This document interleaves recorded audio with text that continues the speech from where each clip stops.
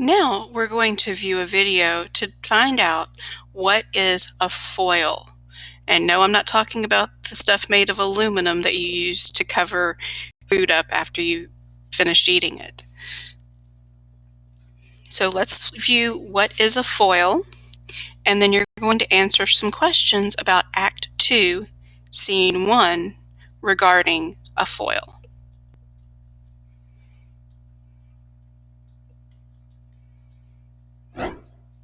We speak student! What is a foil? Alashmuk.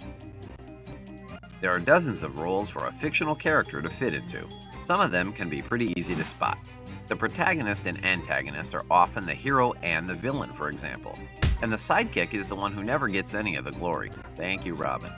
But others are more difficult to spot, and not because they insist on wearing camo all the time. One of the most ambiguous literary roles is the foil. How do you identify the foil in a novel? If the Summer Olympics are coming up, a foil is the little bending device people poke their combatants with while wearing colanders on their faces. Or it's something you wrap your baked potato in. Or it's a math method for multiplication, meaning first, outside, inside, last. Well, we have a guide on that one too. But we're focused on literature, where a foil is a character whose main purpose is to offer a contrast to another character, usually the protagonist. Foils set off and accentuate the main character and are convenient ways to complicate and deepen the characterization of the protagonist. They're more like complementary colors than total opposites. Foils are the white spaces to the protagonist's pen and ink drawing, the blush to their cheekbones, the frosting to their cupcake.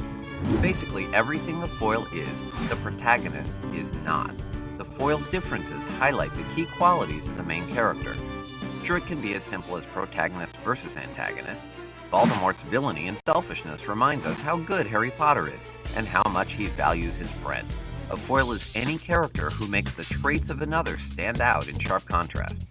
For instance, a character's best friend can be a foil if she's always volunteering time at a charity and giving sandwiches and blankets to homeless people, reminding us that, despite saving that turtle from a burning house, our protagonist is actually pretty darn selfish. There can be multiple foils in a novel as well. In Romeo and Juliet, Romeo's first love, Rosaline, is a foil to Juliet, and Juliet's other suitor, Paris, is a foil to Romeo.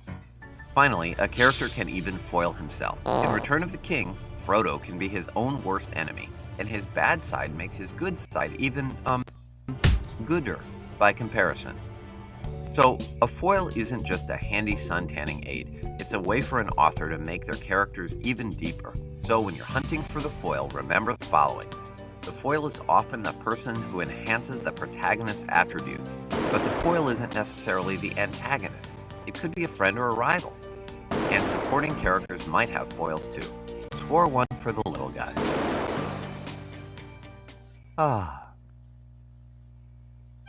Subscribe to check out more equally fantabulous videos.